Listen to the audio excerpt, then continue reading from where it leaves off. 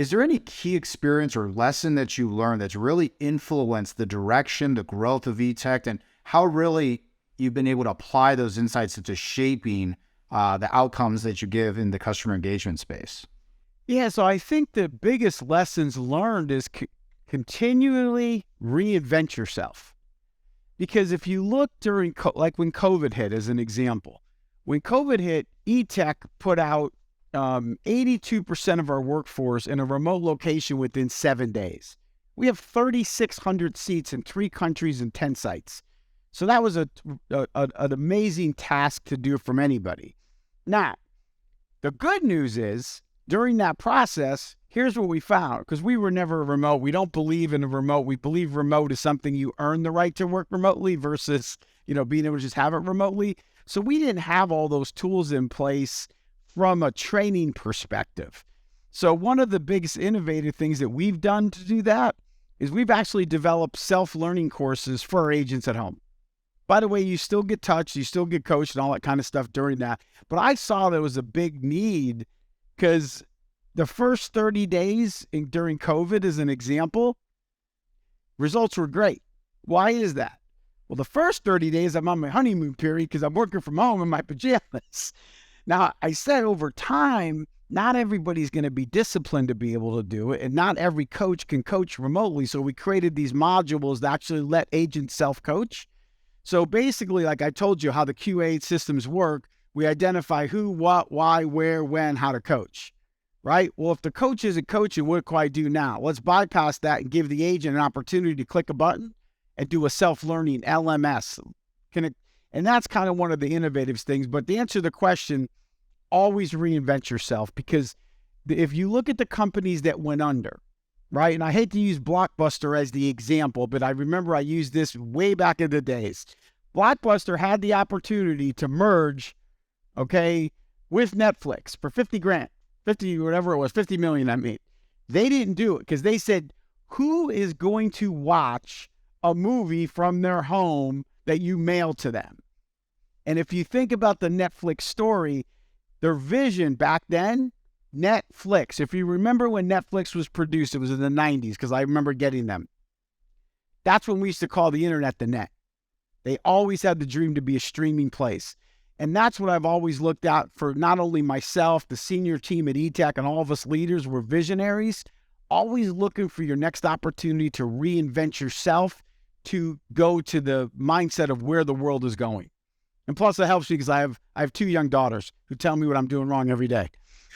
Yeah, well, I definitely pulled 2 really good things from that, right? One is around the concept of earning remote work, right? And you have some companies that are like, you're gonna work in a brick and mortar. We're going to do the hybrid, or by just culture and model, we are just a remote business, right? That's just what we do. And there are different pieces of how you perform well in each of those versions of business. But I love the word that you used, you earn your remote, right? You don't just get it by default. Can you give me a little bit of insight of when you say earn that?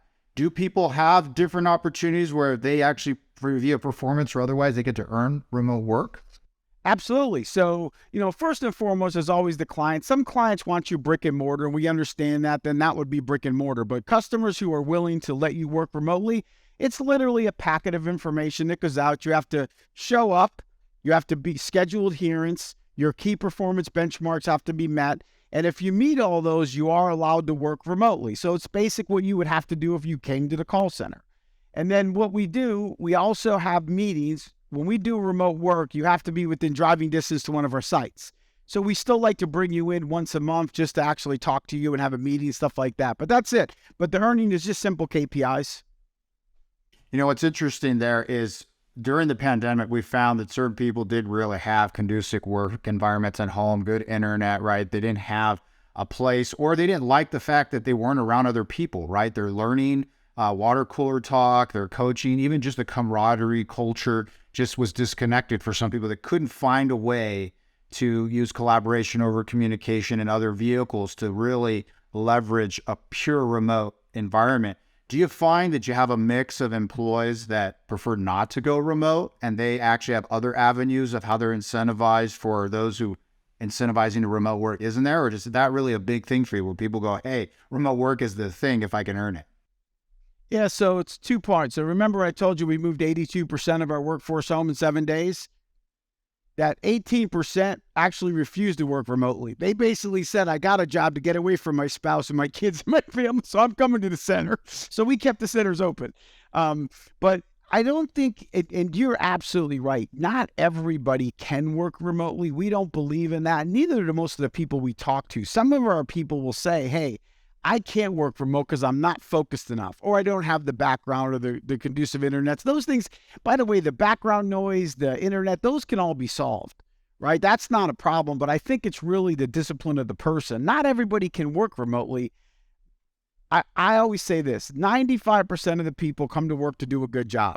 And I also think 95% of them are honest and they'll tell you, hey, I really can't work remotely. I will give you personal experience.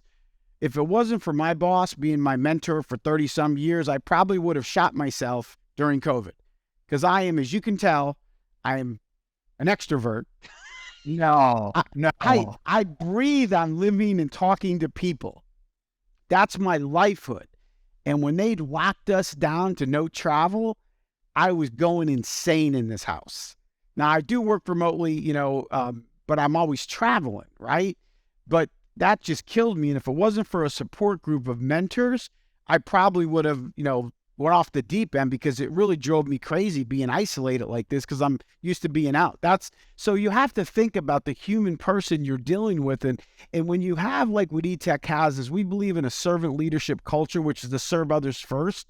When you have an organization that can do that for you, that's why you stay with them and that's why you're able to be successful. And I think that's what some of the industry is missing too, because it's all about the numbers. It's not about the people. It's about the pay, the benefits. That's not really what people want to be part of anymore. Everybody wants to be part of something bigger.